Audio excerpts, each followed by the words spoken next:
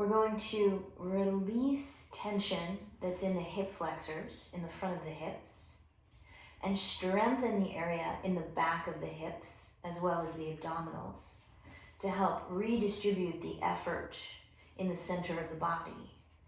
So we'll start very simple. So if you have a feeling of gripping or compression in the front of the hips, or if you feel like you've strained a hip flexor, this is a good place to start.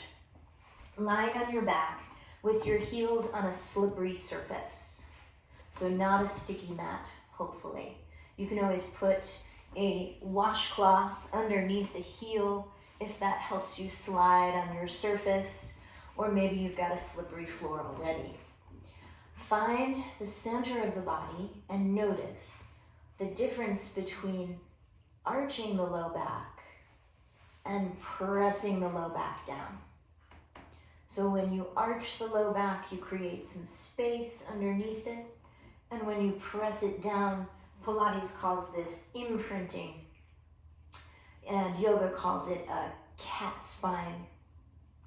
And we want to alternate between the two, inhaling as we lift the low back, exhaling as we press the lower back down, noticing the effects that these two positions and really processes have on the sensation that you get in the front of your hip.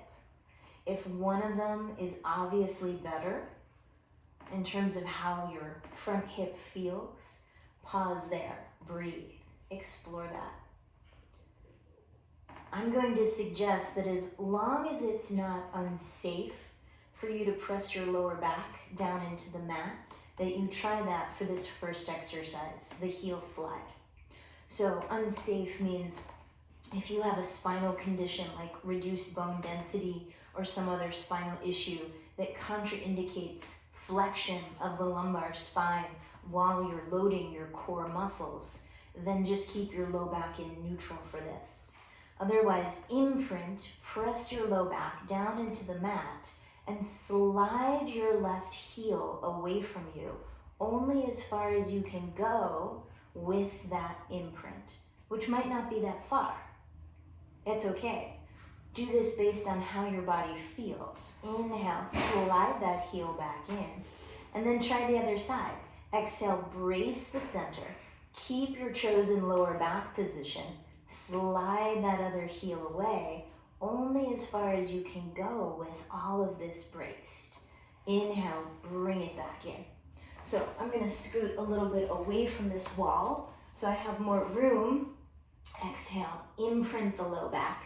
Slide one heel, only as far as you can go with your low back position. Inhale, pull it back in. Exhale, brace.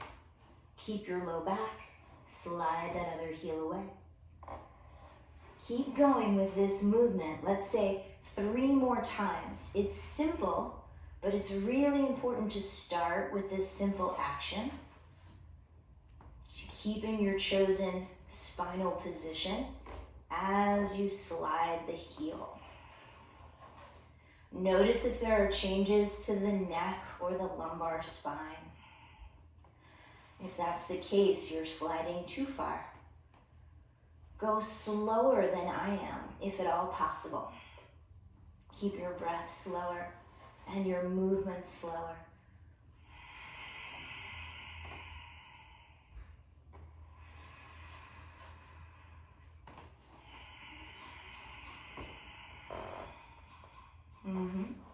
Now, when you're ready to stretch the front of your hip, use something like a ball.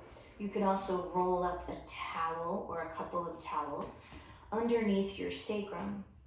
Create the same actions here. Exhale, press your lower back down. Inhale, lift your lower back up. Exhale, press the lower back down. Inhale, lift the lower back up. Keep your legs relaxed, so don't push with the legs. Use your abdominals and your back muscles instead of your leg muscles.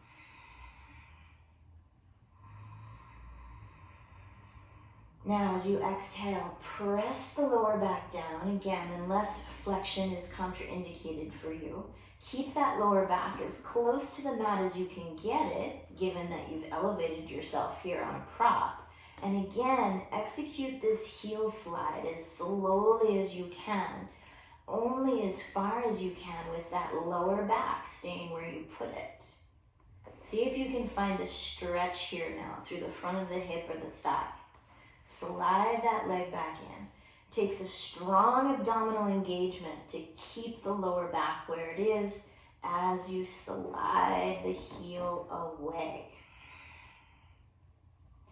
Inhale as you bring it back in. So try a few more, either with or without the prop. Finding the relationship between engaging your abdominals to stabilize the low back and stretching through that leg. Flex the foot so your heel is pushing into the floor as you go.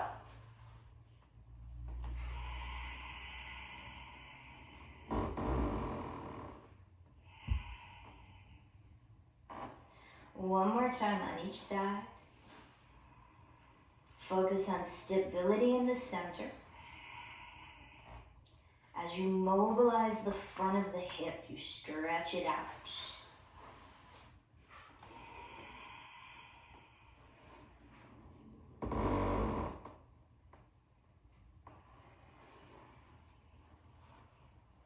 And then from here, we're putting the heels underneath the knees to bridge the hips up in the glute bridge. So you'll get rid of your prop.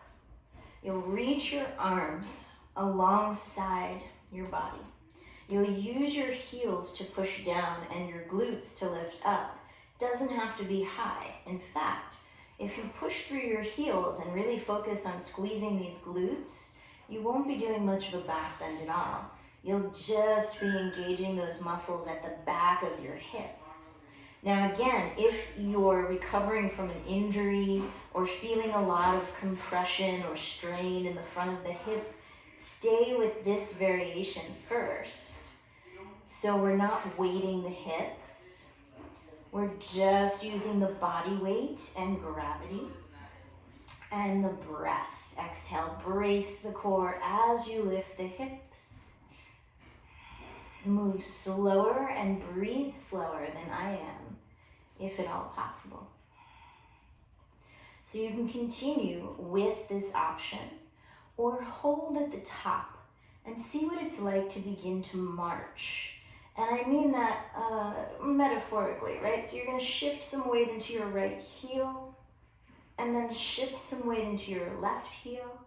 And you can see I'm actually lifting my feet, but you don't have to.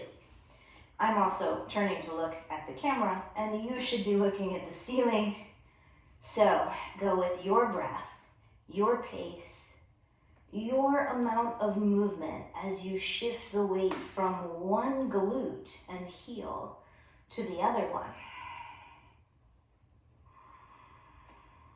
Take a few more breaths. So this movement could be invisible, but you'll feel it as you transfer the weight. And then slowly lower those hips.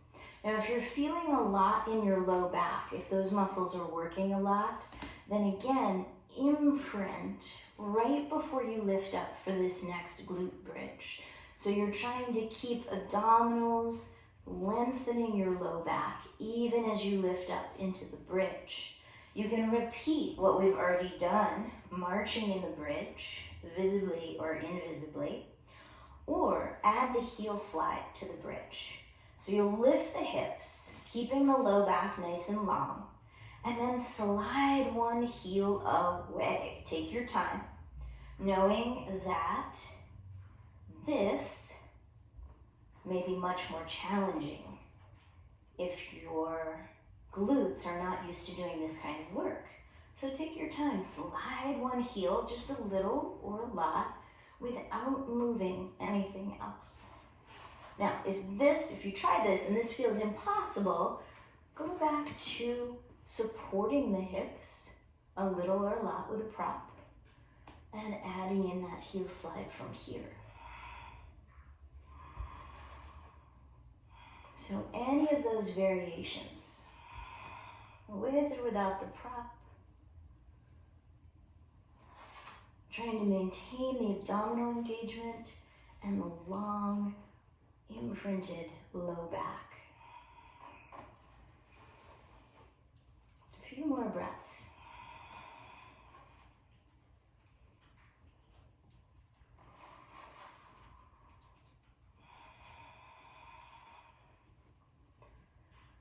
And then slowly bring it back and set the hips down. Find your neutral spine. Maybe you lift them lower a few times to reestablish neutral in that low back. Now, when you're ready to strengthen the glutes more, you'll add something like some heavy weight to your hips. So this one's 10 pounds. You can certainly go a lot heavier gradually, progressively, as you lift up into the glute bridge. Maybe add some heel slides. It definitely gets more challenging. The more weight you add, the more the glutes work in this position. So slowly add weight and or add repetitions, always checking in with your low back to make sure it feels nice and long and not overworked. We want to make sure that work is happening a little bit lower than that. And finally, to get into your abdominals without overworking your hip flexors, scoot in a little closer to a wall. Take your legs up the wall. And this way, as you begin to curl and use lower abdominals and upper abdominals for these types of Pilates and abdominal curl movements, your hip flexors can stay relaxed. When we bring the legs to tabletop or straight up to the sky, generally these hip flexors are working. So if you want to give them a little break and still work the abdominals, put your feet on the wall. Push your feet into the wall so that your hamstrings wake up. Drag your feet down the wall and you'll feel even more hamstring engagement, and all of that helps give your hip flexors a break. And then you can take whatever types of abdominal curls you like. So as you exhale, curl up, keep it nice and simple. Remember, you're pushing your feet into the wall and you're even dragging them down a little bit to keep these muscles relaxed while your abdominals work. Inhale, bring it back down. Exhale, curl. Arms can go forward or support your neck if that's helpful. Keep going. Only curling on the exhale. Keeping those isometric invisible actions of the legs. So you're pushing those feet into the wall and down each time you curl up. And of course you can add in the oblique work of twisting, yes.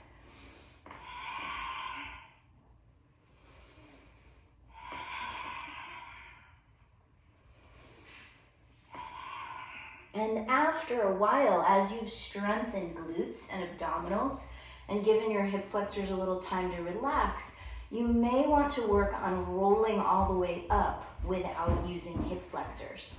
So it's the same setup, same isometrics of pushing your feet into the wall and dragging them down, but then you're going to reach towards the wall and maybe grab the backs of your thighs this first time and keep pushing isometrically with your feet so that your abdominals roll you up and your hip flexors don't grip as you go.